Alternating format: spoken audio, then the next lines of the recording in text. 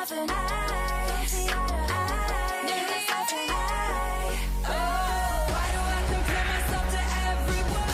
And I always got my finger on the self-destruct. I wonder when I love me is enough. I wonder when I love me is enough.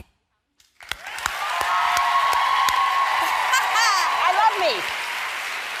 What a great message. Thank you. That's a great message. Thank you. This song is fun and lighthearted, and it's got like a positive, upbeat message. There are songs on the album that are ugly, honest, and heavy, and will make you cry, and will take you there, but I'm so excited. Because I'm sure there was a moment, jumping ahead and then I'll jump back, that you didn't know if you would sing again. I think you would probably, so you were sober for 6 years, which is a very difficult thing to do, to stay sober for 6 years, and you would think you have it. You got it made in 6 years and you're completely good and you're not gonna relapse, but anyone who has ever tried to be sober and for anything knows relapse is part of it. It takes a certain amount of time sometimes to click in. So what was it that day when you're 6 years sober, what happens that you just decide to throw it all away?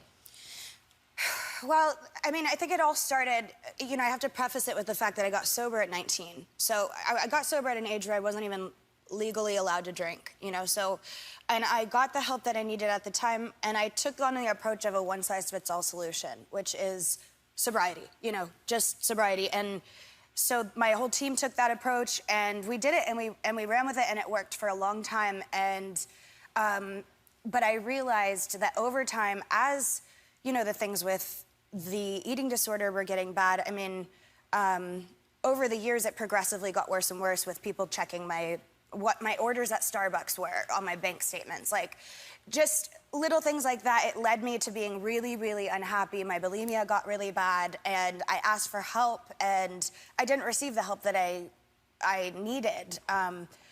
And so I was stuck in this like unhappy position, and here I am sober, and I'm thinking to myself, I'm 6 years sober, but I'm miserable. I'm even more miserable than I was when I was drinking. Why am I sober? And I sent a message out, and I reached out to the people that were on my team, and they responded with like, you're being very selfish. This would ruin things for not just you, but for us as well. And when I heard that, my core issues are abandonment from my birth father as a child. Like, he was an addict, alcoholic, like we had to leave him, and I have vivid memories of him leaving. So when they left, they totally played on that fear, and I felt completely abandoned, so I drank. And that night I went to a party, and there was other stuff there, and it was only 3 months before I ended up in the hospital with an OD. And, you know, ultimately, like, I made the decisions that got me to where I am today. You know, it was my actions that put me in the position that I'm in, and I think it's important that I sit here on this stage and tell you at home, or you in the audience, or you right here, that if you do go through this, you yourself can get through it. You can get to the other side, and it may be bumpy, but you are a 10 out of 10. Like, don't forget it. And as long as you take the responsibility, you can move past it and learn to love yourself the way that you deserve to be loved. And thank you, Ellen, for giving me the platform. You giving me this platform means so much, and I wouldn't have wanted to do it with anyone else on the planet other than you. Thank you. I love you. And it was perfect what you said.